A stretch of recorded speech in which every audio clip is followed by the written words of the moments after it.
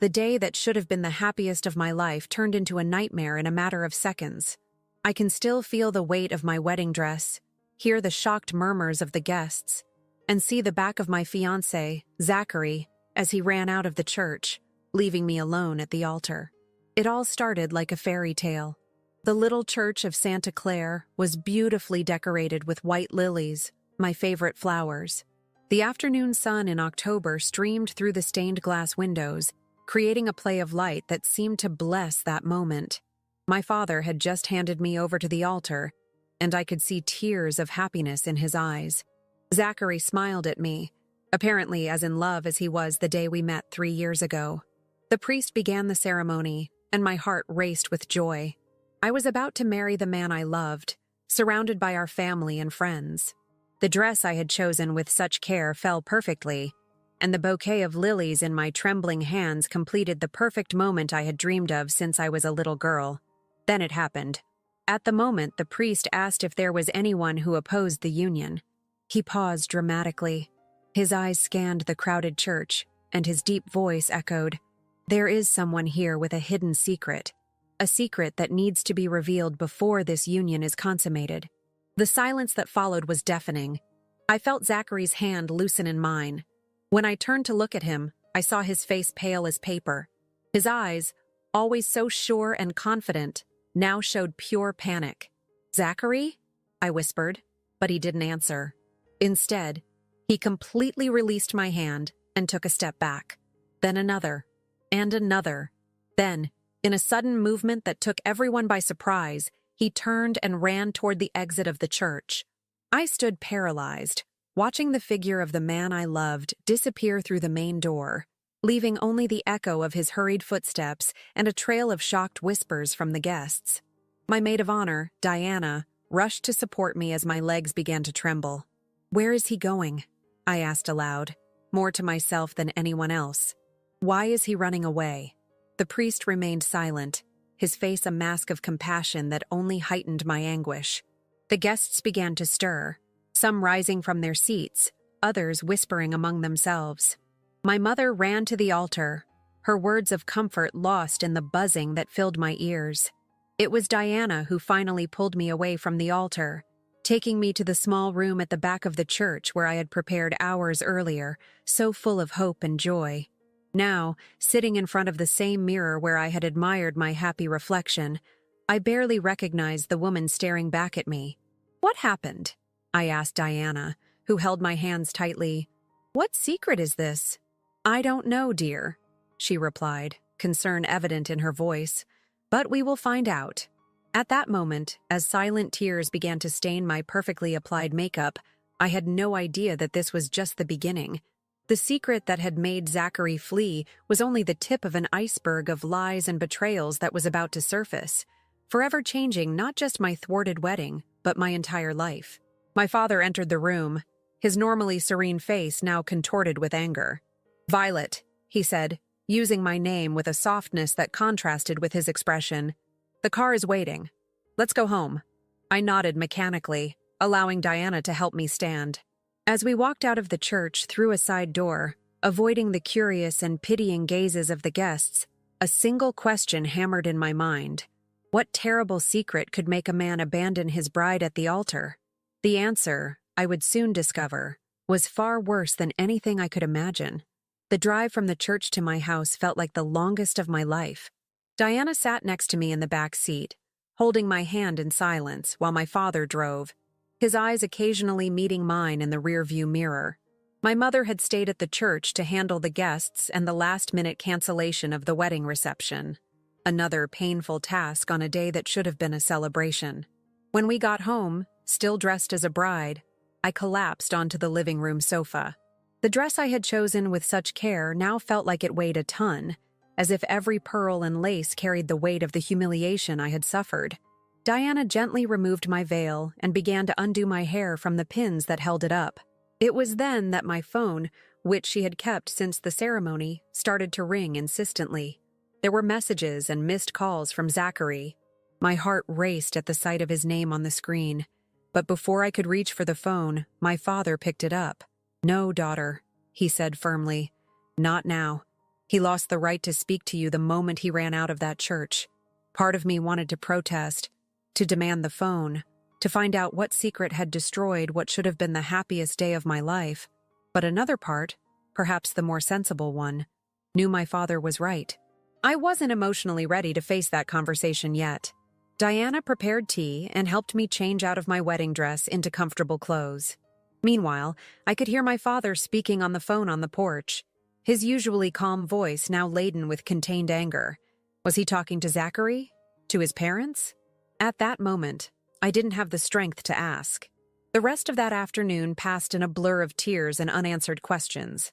Close friends and family called or dropped by, all trying to offer comfort, but no one knew how to explain what had happened. The priest from the church also called, asking to speak with me in person the next day. There was something in his tone that made me uneasy. It was already nighttime when my mother finally arrived home. Her face was tired, but there was something more in her expression, a mix of worry and hesitation that immediately alerted me. "Mom?" I called, sitting up straighter on the sofa. "What is it? What did you find out?" She exchanged a meaningful glance with my father before sitting beside me. "Dear," she began, holding my hands, "I spoke with Zachary's mother after everyone left the church." My heart raced. "And? Apparently," she continued, choosing her words carefully, "Zachary has been in contact with an ex-girlfriend, Lillian. Did you ever meet her?" The name hit me like a slap. Lillian. Of course I knew her. Odds are, she was Zachary's ex-girlfriend from college. He always spoke of her with a casual detachment, as if she were a part of a distant past. But something in the way my mother pronounced her name sent a chill down my spine. "Yes," I replied slowly. "He told me about her. But they broke up years ago, even before we met. What does she have to do with this?" My mother squeezed my hands tighter. Zachary's mother found out that they never really lost contact. In fact, she paused, as if gathering the courage to continue. "Lillian is pregnant, 3 months along." The world seemed to stop spinning. 3 months. The exact time when Zachary and I began the final preparations for the wedding. The time when he started acting strangely, more distant, always with excuses about work and the stress of planning. "No," I murmured, shaking my head in denial. "It can't be. The priest found out somehow," my mother continued. "Apparently Lillian reached out to the church this morning before the ceremony. She didn't want the wedding to happen without you knowing the truth." The room began to spin. Diana quickly brought a glass of water, but I could barely hold it. The pieces of the puzzle started falling into place. The secret connections, the sudden business trips, the way he had insisted on moving the wedding date up. "That's why he ran away," I said aloud, the reality of the betrayal finally sinking in. "He's a coward. He didn't even have the guts to tell me the truth." It was then that my phone rang again. This time, it wasn't Zachary, but an unknown number. Before anyone could stop me, I answered. "Hello? Is this Violet?" A hesitant female voice asked. "This is Lillian." The silence that followed was deafening. I should hang up. I should scream. I should. But instead, I found myself responding, "Why are you calling me?" "Because you deserve to know the whole truth," she replied. "And it's not just about the pregnancy. There's much more that Zachary has been hiding from you. Things you need to know." I looked at my family, all watching me with concern, and made a decision. "I'm listening," I said, my voice steadier than I expected. What Lillian revealed in the next few minutes would change not only my perspective on Zachary, but also the entire life I had planned for us. Each word she spoke was like a new brick in the wall beginning to rise between my past and my future. "Zachary isn't who you think he is," Lillian began, her voice trembling over the phone. "What I'm about to tell you, well, I should have revealed it a long time ago." I gestured for Diana to bring paper and pen. Something told me I would need to jot down every word from this conversation. My parents sat close, their faces tense, reflecting the gravity of the moment. "Actually, we never really broke up," Lillian continued. "Even when he started dating you, we were seeing each other in secret. At first he said it was just to keep the friendship, but..." She paused, as if gathering courage. "Zachary has a pattern, Violet. I wasn't the first. And unfortunately, you won't be the last. I felt my stomach churn. What do you mean by pattern? He's been doing this for years. He finds successful, financially independent women, gains their trust, and then— Lillian took a deep breath. Then he starts diverting money from them. Small amounts at first, always with some convincing excuse. An investment here, a family emergency there. My hand began to tremble as I wrote this down. Flashbacks of various moments started to rush through my mind. Zachary suggesting we combine our accounts, insisting I make investments through him, always with that confident smile that now seemed so false. But how— I started, my voice faltering. How do you know all of this? Because I work in the financial department of the bank where he keeps his accounts, Lillian revealed. 3 months ago, during a routine audit, I found irregularities. That's how I discovered he was still active in his schemes. And that's when I found out about you. I felt the blood freeze in my veins. What kind of irregularities? Suspicious transfers, ghost accounts, forged documents. Violet, he was planning after the wedding to transfer a large part of your assets to accounts overseas. He had even prepared powers of attorney and documents with your signature, some possibly forged. I instinctively glanced at my desk in the corner of the room, where I kept important documents. How many of them had Zachary organized for me in the past few months? Always so helpful. Why are you telling me this now? I asked, trying to keep my voice steady. Because I'm pregnant and scared, Lillian replied, her voice breaking. When I discovered all of this and confronted him, he showed a side I had never seen before. He threatened my family, my job, said that nobody would believe me. And the pregnancy? It was an accident. When I found out, I thought maybe he would change. But instead, he started pressuring me to have an abortion, saying that nothing could interfere with the wedding with you. That's when I realized I had to do something. As Lillian spoke, I mentally reviewed the last 3 years. The little signs I had ignored, the strange coincidences, the enigmatic comments from mutual friends that now made perfect sense. There's one more thing, Lillian continued, hesitating. Zachary, he doesn't actually work where he says he works. The consulting firm? It's a front. He uses it to legitimize the money that— She stopped, as if choosing her words carefully. The money he gets from his victims. At that moment, my father, who had been listening to everything on speakerphone, couldn't hold back. I'm calling the police right now. No! Lillian exclaimed, having heard. Please, not yet. There are proofs, a lot of evidence. Documents, records, recordings. But we need to be careful. He has connections, people who protect him. If we act hastily, he can destroy all the evidence. I closed my eyes, trying to process everything. The man I was about to marry, the man I loved and trusted completely, was actually a criminal, a manipulator who had meticulously planned to use and discard me, just as he had done with others before me. What do you suggest we do? I asked, surprising everyone with the calmness in my voice. I have all the documents stored in a safe place, Lillian replied. We can meet tomorrow. I'll bring everything, including records of the other victims I managed to trace.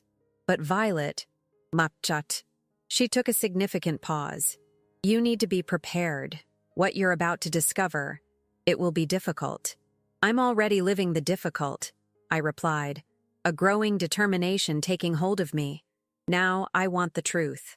All of it. After we agreed on a safe location for our meeting the next day, I hung up the phone and looked at my family.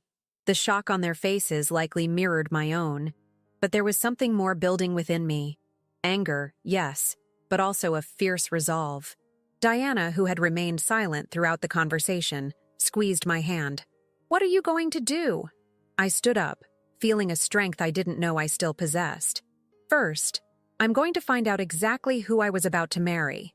Then, a determined smile formed on my lips. I'm going to make sure he never does this to anyone again. That night, as I sorted through the papers and documents I had at home, one thing became clear. The day that began as the worst of my life could actually have been the day I was saved from something much worse.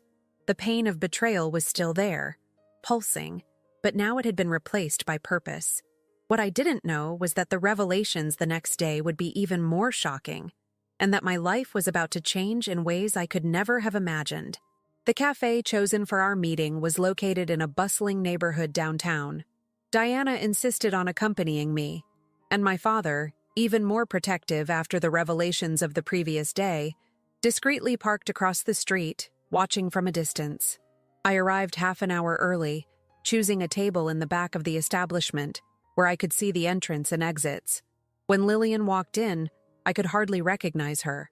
The woman I knew from the few old photos I had seen, always smiling and confident, now looked tired and anxious. Her gaze scanned the room several times before settling on me. The small bump of 3 months barely showed under the loose blazer she wore. "Thank you for coming," she said, sitting down with a thick folder in her hands. Her eyes met Diana's, questioning. "This is Diana, my best friend," I introduced. "You can trust her as you trust me." Lillian nodded, placing the folder on the table. "Before we start, I need you to understand one thing," she said, her voice low but firm. "What I'm about to show you, it's not just about money or betrayal. It's about destroyed lives, ruined families. Zachary, he is meticulous, patient. He builds trust over years before he acts." She opened the folder and began spreading documents across the table. Bank statements, contracts, photos, newspaper clippings. A complex web of evidence that made my stomach churn. "This is Camilla." Lillian pointed to a photo of a well-dressed, middle-aged woman. "She lost everything in 2019. Zachary met her when she was vulnerable, just after her divorce. He gained her trust, became her informal financial advisor. In 18 months, she lost over $2 million in investments he managed." My hand trembled as I picked up the photo. "What happened to her?" "She had to sell her house, start over from scratch. She never reported it because Zachary convinced her she had authorized all the transactions. She was ashamed, blamed herself for being so naive." Lillian took a deep breath. "And here, Eleanor, 2020. Same story, different details. And then Claire, in 2021. Diana, who had been examining the documents in silence, pointed to a series of statements. "These transfer patterns, they are identical to the ones he suggested for you, Violetta's." She was right. In the past few weeks, Zachary had insisted I restructure my investments, following a foolproof plan he had developed. He even prepared all the documents, saying it was a wedding gift, a way to secure our future. "How does he get away with it? Doesn't anyone ever suspect?" I asked, flipping through more documents. "He has an elaborate system," Lillian explained, pulling more papers from the folder. "Shell companies, fronts, perfectly forged documents. And more importantly, he chooses his victims very well. Independent, successful women, but for some reason, emotionally vulnerable. He builds a perfect story for each one, customizing his approach." "How did you find all this out?" Lillian unconsciously rubbed her belly. "I started investigating when I noticed some strange patterns in the accounts he managed. At first I thought it was just bad financial management, but the more I dug..." She hesitated, her eyes misting. "When I confronted Zachary, he showed his true face. He threatened my family, my job, said he had proof that I was complicit, that he would destroy me if I said anything." "That's why you sought out the priest?" Diana asked gently. "Yes. I knew I couldn't let the wedding happen, but I also feared a direct confrontation. Father James, he's been my spiritual advisor for years. When I told him everything, he promised to intervene, but in a way that would protect me." As I examined more documents, an idea began to form in my mind. "Lillian," I started slowly, "you said you have access to his bank records, right?" She nodded. "Yes, through the bank. Why? And all these documents, are they copies? Do you still have the originals?" "I have everything stored in different secure places, including..." She lowered her voice even more. "Recordings. Zachary has a habit of bragging about his scams when he's drunk. I started recording our conversations after I discovered the truth." Diana leaned forward, her eyes shining with understanding. "Violet, what are you thinking?" "I'm thinking," I replied, feeling a growing determination, that we have a unique opportunity here. Zachary thinks he's in control. He's probably expecting me to be devastated, vulnerable, more susceptible than ever to his manipulations. But in reality, Lillian added, a small smile forming on her lips, he's never been so exposed. Exactly. And if instead of simply reporting him, we caught him at his own game? Diana suggested, now fully engaged. Yes, I confirmed, organizing the documents with renewed purpose. But for that, we need to be as meticulous as he is. Lillian, you said he has connections, people who protect him. We need to know exactly who they are. Lillian opened her bag and pulled out a small flash drive. Here it all is. Names, dates, connections, transactions. I've been compiling this information for months, like a life insurance policy. I took the device, feeling its symbolic weight in my hands. Then let's use this. Not just to stop him, but to ensure he and all his accomplices are exposed. It will be dangerous, Lillian warned, though I could see in her eyes that she was already convinced. More dangerous than letting him roam free to destroy other lives? I asked, carefully putting away all the documents. Besides, he made a crucial mistake. What? Diana and Lillian asked almost in unison. He underestimated the power of women who have nothing left to lose. We left the cafe with an initial plan taking shape. As we walked toward the car where my father was waiting, I felt a different energy moving within me. The abandoned and humiliated bride from the day before had given way to a woman with a clear purpose. What Zachary didn't know was that his greatest blow, my nearly wedding, would also be his greatest downfall, and I would make sure that downfall was memorable. The days following my meeting with Lillian were intense. I transformed my home office into a command center, with walls covered in documents, photos, and diagrams connected by colorful lines. Diana joked that it looked like a movie crime scene, but each connection we made revealed more layers of Zachary's scheme. The first step is to protect our assets, Lillian explained during one of our meetings. She had brought her friend Abigail, a lawyer specializing in financial crimes, to help us. Zachary still doesn't know we've uncovered everything. That's our biggest advantage. Abigail examined the documents with a clinical eye. The timing is actually perfect. He's emotionally vulnerable after the wedding scandal. He's probably making mistakes, trying to cover his tracks in a hurry. I nodded, mentally reviewing our last interactions. Zachary had called me dozens of times in the first few days, then switched to sappy messages pleading to talk. He's trying to set up a meeting with me, says he wants to explain everything. That's where we start, Diana suggested, her eyes shining with determination. He expects to find you fragile, desperate for answers. Let's give him exactly what he expects. The plan began to take shape. With Abigail's help, we first protected all my assets and investments, transferring them to new accounts and legal structures that Zachary couldn't access. Lillian, using her bank contacts, discreetly monitored his movements. He's agitated, she reported a few days later. He tried to access some joint accounts you had, but we've already blocked them. He had 3 meetings with suspicious people in the last 2 days. He's getting desperate, I remarked, feeling a bitter satisfaction. Time to give him an opening.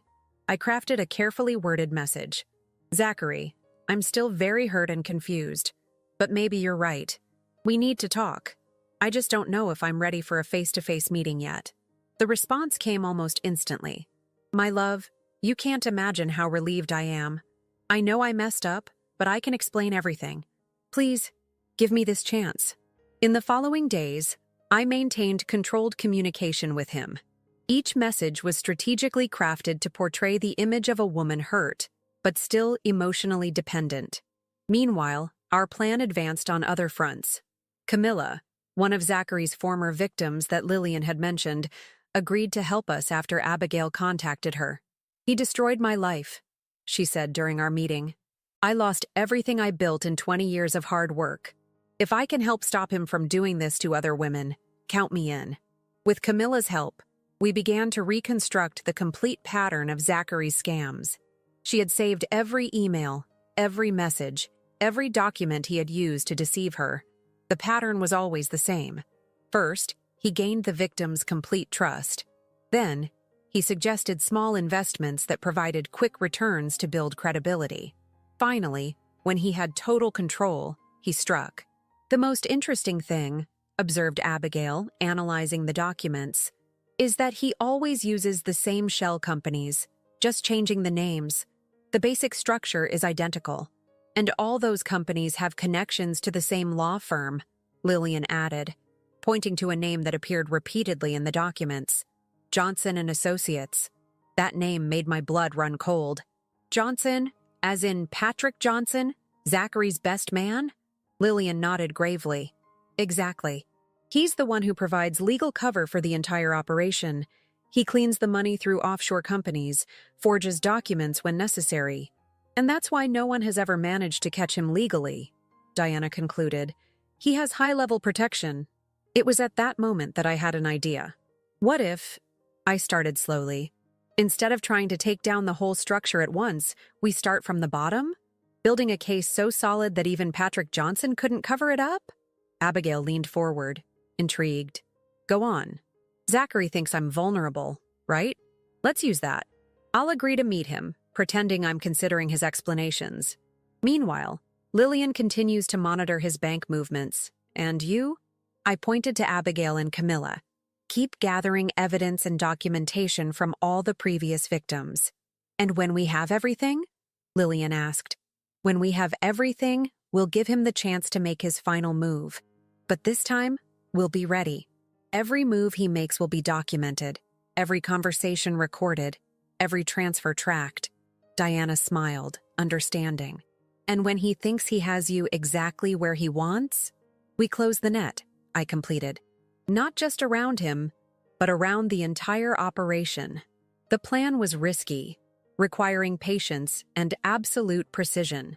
One mistake could not only ruin our chance to catch him, but also put us in real danger. But looking at those strong women gathered in my room, each with her own story of pain and resilience, I knew we had a real chance of success. That night, I sent one final message to Zachary. "Okay, let's talk. Can we meet next week?" His response came back quickly, confirming our instincts.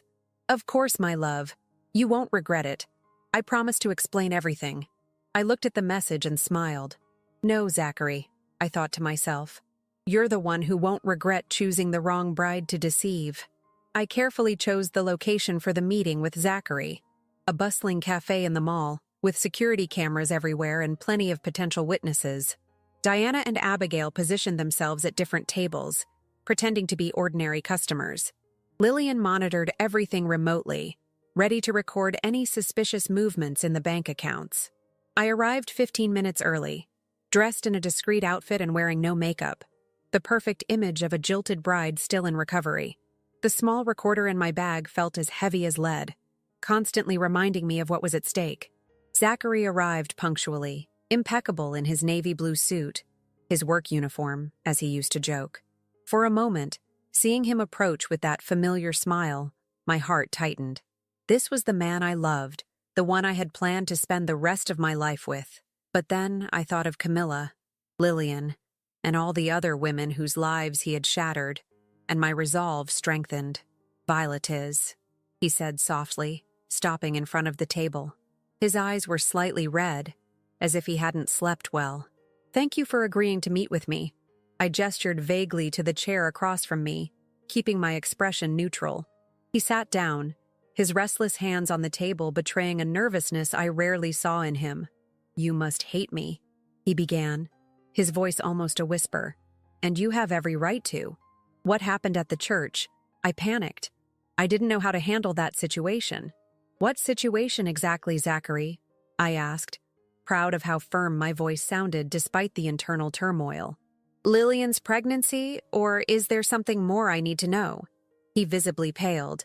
"So you already know about that." "Your mother told me," I lied, following the script we had planned. "But there's still so much I don't understand. Why, Zachary? Why maintain a relationship with her all this time? Why go through with the wedding?" Zachary ran a hand through his hair, a gesture I once found charming, now seeming calculated and rehearsed. "It's complicated, Violet is. Lillian and I, we have a history. When we reconnected a few months ago, it was like the past came rushing back. But you, he reached a hand across the table, trying to touch mine. I instinctively pulled back. You are the one I truly love. What happened with Lillian was a mistake, a moment of weakness. And the baby? I pressed, observing every micro-expression on his face. Was that also a mistake? He lowered his voice even further, looking around as if afraid of being overheard. She is using this pregnancy to manipulate me. She wants money, threatened to tell everything if I don't help her financially. My stomach churned at his blatant lies. There he was, turning Lillian from a victim into a villain with the same ease he breathed. Money? I asked, feigning interest. How much does she want? It's better if you don't get involved in this, love, he replied, his tone suddenly protective. I'll handle it all. In fact, he hesitated, as if weighing his next words. That's why we need to talk about those investments I suggested. If we can reorganize your resources now, create some financial protection. And there it was, exactly as Lillian had predicted. Even amid a crisis, his true goal remained my money. The investments? I asked, allowing a hint of vulnerability to creep into my voice. Those documents you prepared before the wedding? His eyes lit up with poorly concealed interest. Yes, exactly. Violet is. I know this is a difficult time, but we need to think about the future. That strategy I developed for you, it's more important now than ever.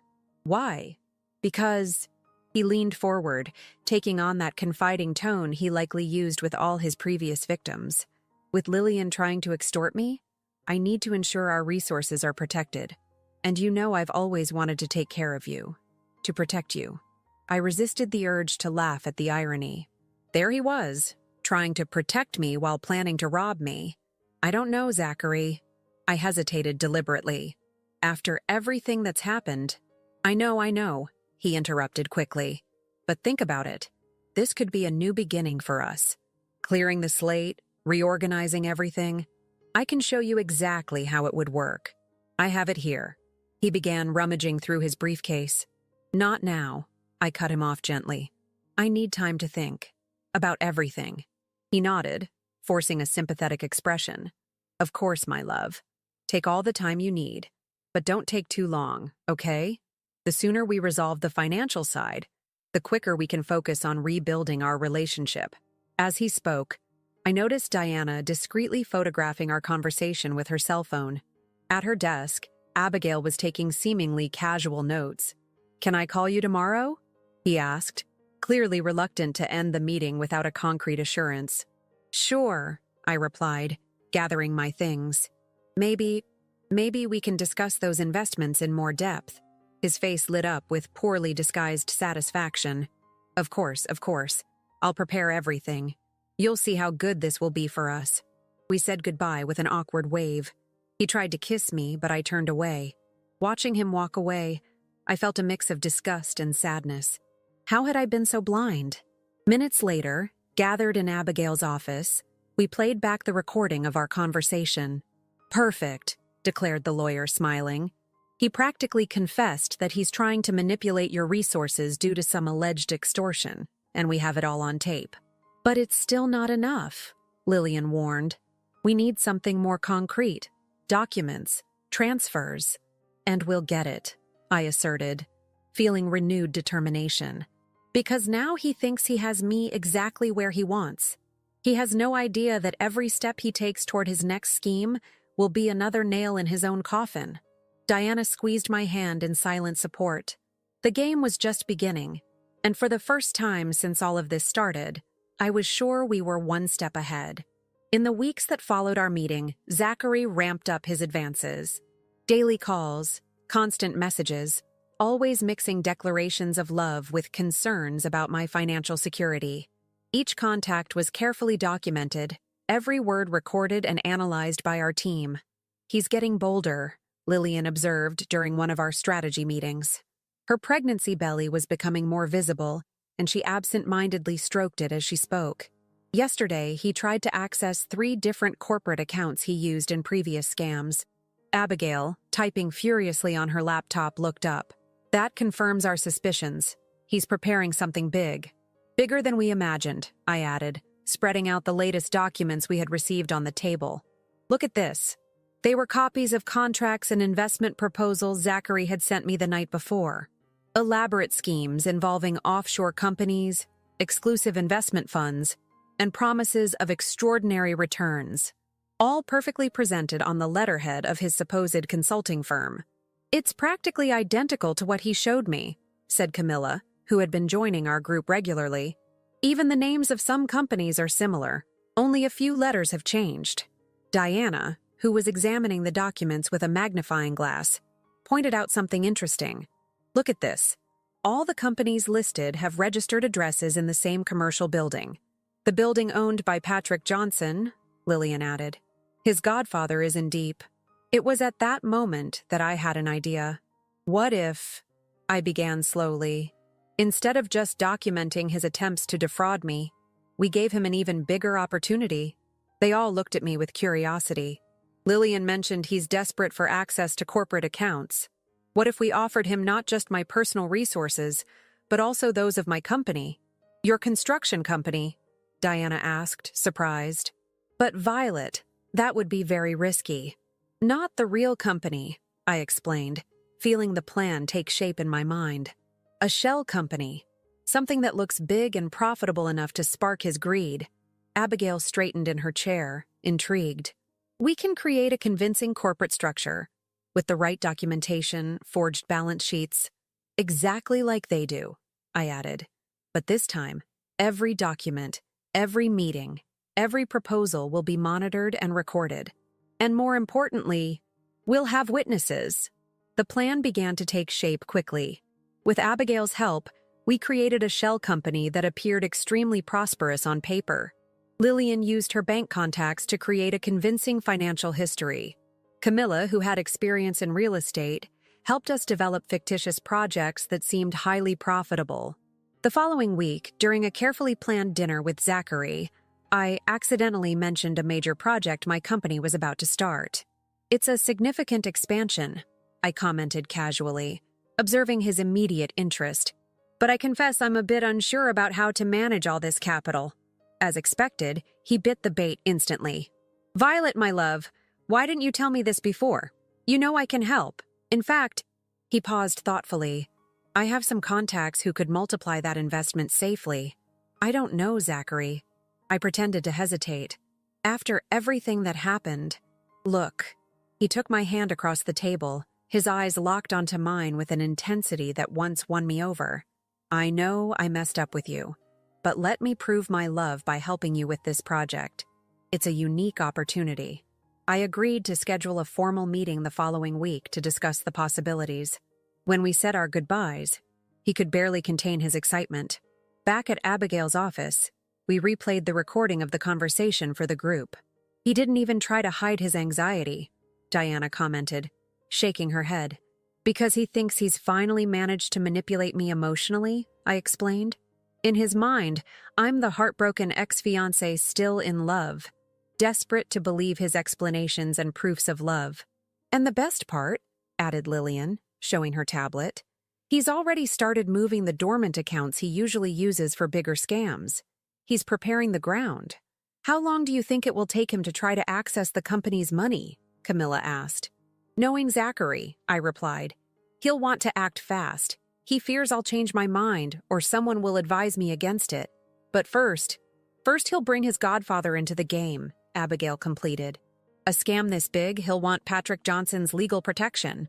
And that's exactly what we want, I smiled, feeling that we were finally about to corner not just Zachary, but his entire network of criminals. That night, while organizing the documents for the meeting the following week, I received a message from Zachary. I can't wait to help you with this project, my love. You won't regret trusting me. I looked at the message and smiled. No, Zachary, I thought. You're the one who won't regret underestimating the woman you tried to destroy.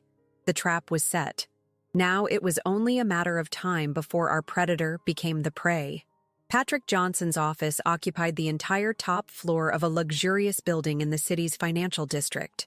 As I rode the elevator to the scheduled meeting, I adjusted the small microphone hidden in my blouse and tried to control my breathing. Diana and Abigail were already positioned in the cafe on the ground floor, monitoring everything. Lillian was at her post at the bank, ready to track any suspicious financial movements. When the elevator doors opened, Zachary was waiting for me in the lobby, impeccable in his Italian suit and wearing that smile that now sent chills down my spine. "My love," he approached for a kiss that I subtly dodged, transforming it into a quick hug. "You won't regret being here. Patrick is very excited to meet you officially." Officially. The word echoed in my mind, as if years of manipulation and crime could be legitimized in a business meeting. The secretary led us to an impressive conference room with a panoramic view of the city. Patrick Johnson was already waiting for us, emanating that aura of power and respectability that I now knew was as false as Zachary's smile. "Violet," he stood to greet me. "We finally meet properly.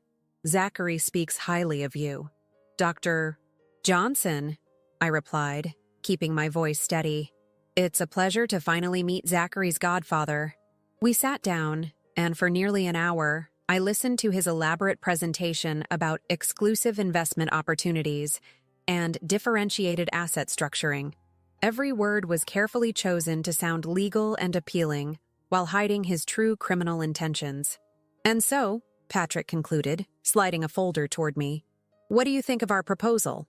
I opened the folder slowly, pretending to study the documents I already knew by heart. They were practically identical to the ones Camilla had shown me, the very ones that had destroyed her life. "It seems—" I hesitated deliberately. "It seems interesting, but I confess I have some doubts about the offshore structure." "Perfectly normal," Zachary interjected quickly. "That's why we brought you here. Patrick is an expert in this kind of structuring. There's no one more qualified to protect your interests." Protect my interests. The irony was almost palpable. "Actually," I continued, keeping my voice calm, "I have several questions. For instance," I pulled my tablet from my bag, "about how this same structure was used to defraud other women." Zachary's smile froze. Patrick maintained a neutral expression, but I noticed his hands tense on the table. "What are you talking about, love?" Zachary tried to keep the tone light, but there was a tremor in his voice. "I'm talking about Camilla Brown," I began, sliding a photo across the table. "Who lost $2 million with you in 2019? Eleanor Davis in 2020? Claire Wilson in 2021? Each name was accompanied by more documents that I methodically spread out on the table. And of course Lillian. The mention of Lillian made Zachary visibly pale. Patrick shifted in his chair, his mask of calm beginning to crack. "Violet is," Patrick started, his voice taking on a paternal tone. "I think you're confusing things." "I'm not confusing anything, Dr. Johnson," I cut in, my voice now firm and clear. "I have here," I showed a USB drive, "complete documentation of all the frauds you committed over the past 5 years. Bank transfers, shell companies, forged documents, everything." Zachary abruptly stood up. "This is absurd. You have no idea what you're talking about." "On the contrary, Zachary, I know exactly what I'm talking about, including how you plan to use our wedding as cover for your biggest scam yet." At that moment, the door to the room opened. Abigail entered, followed by 2 plainclothes police officers and a prosecutor I knew had been following the case for weeks. "Gentlemen," Abigail announced, "I believe we have a lot to discuss." What followed was a controlled chaos. Zachary tried to flee but was quickly restrained. Patrick began making veiled threats, which were promptly recorded by the officers. While the documents were seized and preliminary statements were taken, I remained seated, watching the empire of lies crumble. "You can't prove anything," Zachary shouted as he was led out. "It's your word against ours." "Actually," I replied calmly, "it's your word against concrete evidence, witnesses, and—" I touched the microphone in my blouse. "The complete recording of this meeting where you practically confessed everything." I saw the exact moment realization hit him. His carefully laid plan, years of manipulation and crimes, crumbling because he made the mistake of underestimating me. Later, in Abigail's office, our team gathered to process the events of the day. Lillian brought the bank records showing how Zachary and Patrick had tried to erase evidence in the last few hours. Attempts she had carefully monitored and documented. "We did it." Diana hugged me tightly. "You did it." "We did it," I corrected, looking at each of those incredible women who had made it all possible. And this is just the beginning. Camilla, who had arrived to witness the outcome, was crying. "Finally, justice." "And the best part," Abigail added, checking her messages, "more victims are already coming forward. It seems the news of their arrest is spreading quickly." That night, alone at home, I picked up my old wedding album from the marriage that never happened. The images that once brought me pain now seemed to belong to another life, another person. The wedding dress still hanging in the closet was no longer a symbol of humiliation, but a reminder of how sometimes you have to lose something to gain much more. My phone rang. It was Lillian. "They're going to be locked up for a long time," she said, her voice thick with emotion. "The prosecutor said the evidence is irrefutable." "How are you?" I asked, concerned about her pregnancy amid all this stress. "I'm fine," she replied, and I could hear the smile in her voice. For the first time in a long time, I'm really okay. After hanging up, I stood looking out the window, watching the city lights.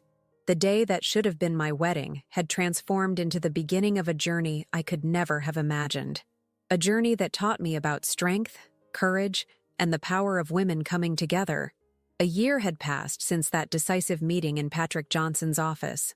The trial of Zachary and his accomplices had concluded 2 weeks ago, with sentences that would ensure they spent a long time in prison. The evidence we gathered was irrefutable, and when other victims began to come forward, the case became even bigger than we had imagined.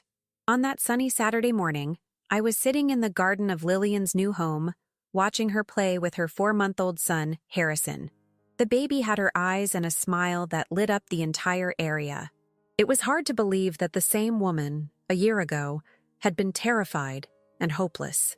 "Sometimes I still have to pinch myself," Lillian said, adjusting Harrison in her lap, "to believe that we really did it." Diana, who was preparing lemonade on the porch, smiled. "And to think it all started with a wedding that didn't happen? The most successful non-wedding in history," I joked, provoking laughter. Camilla arrived shortly after, carrying folders and her laptop. Since we recovered part of the money Zachary had stolen, she had reinvested in her career as a financial consultant, but this time with a special purpose, to help other women protect their assets. "You won't believe this," she announced, barely containing her excitement. 3 more victims of similar schemes reached out to us this week. Not from Zachary, but the pattern is the same. After our story went public, we created a nonprofit organization focused on preventing financial fraud and supporting women who had fallen victim to similar scams. What began as a small support group had transformed into a nationwide network for protection and financial education. "Is next week's seminar confirmed?" Diana asked, who had become the events coordinator for the organization. "Absolutely confirmed," replied Abigail, who had just arrived. After the case, she had further specialized in financial crimes and was now one of the main speakers at our events. I looked at that group of incredible women, each transformed by our shared experience, and felt a wave of gratitude. What started as a personal tragedy had turned into a life mission. "You know," I began, picking up Harrison while Lillian poured herself some lemonade, "the other day I found my wedding dress at the back of the closet." "You still haven't gotten rid of it?" Diana asked, surprised. "Actually, I have a plan for it," I smiled. "I thought we could do something symbolic." "What kind of symbolic something?" Camilla asked, intrigued. "A ritual of transformation. Just as we transform, we can turn that symbol of pain into something positive." I thought about cutting it up and turning it into baptism dresses for babies of single mothers. Lillian immediately embraced the idea. "It's perfect. I can help with the sewing, and we can hold an event to deliver the dresses. And take the opportunity to promote our fraud prevention work," added Abigail, always practical. As they excitedly discussed the details, I found myself reflecting on how life takes unexpected turns. The dress that was supposed to be worn on the happiest day of my life would now become a symbol of hope for other women. "Are you okay?" Diana asked softly. noticing my moment of introspection. "I'm great," I replied sincerely. "Just thinking about how sometimes we need to lose something we thought we wanted to find something we really needed. Like a network of incredible women?" She smiled. "Exactly. And you know what's even more ironic? Zachary and his cronies targeted independent and successful women because they saw us as easy prey, emotionally vulnerable. Little did they know that this same independence and strength would be their downfall." Lillian, who had come closer with Harrison sleeping in her arms, added, "and that their victims would become a force for change." At that moment, my phone buzzed with a notification. It was an article about our organization in a major newspaper, highlighting how our work had helped dismantle 3 other scam rings in recent months. "Look at this." I showed my phone to them. "It seems we're bothering the right people. And this is just the beginning." Camilla smiled, determined. "Every woman we help becomes another warrior in the fight." As the sun set that Saturday afternoon, sitting among my friends, no, my battle sisters, I realized that the priest, by dramatically interrupting my wedding with his announcement of a secret, had inadvertently given me the greatest gift of all, the chance to discover my true strength and purpose. The wedding dress that would never be worn in a marriage would now be transformed into little dresses of hope. The tears I shed at that altar turned into strength to help other women, and the love I thought I had lost was replaced by something much more powerful: self-love and female solidarity. To us, I lifted my glass of lemonade in an impromptu toast. "To all of us," they responded in unison. And there, in that garden, surrounded by strong women who refused to be victims, I understood that sometimes happy endings are not as we imagine. Sometimes they are much, much better. The secret revealed at the altar, which seemed to have destroyed my life, had actually freed me to live a more meaningful and authentic life. And this, I realized, was the greatest revenge I could have.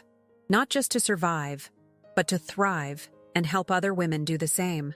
"We have more work to do," Abigail said, "already organizing the folders for our next meeting." "Yes," I agreed, looking at each of those extraordinary women. "And we're just getting started."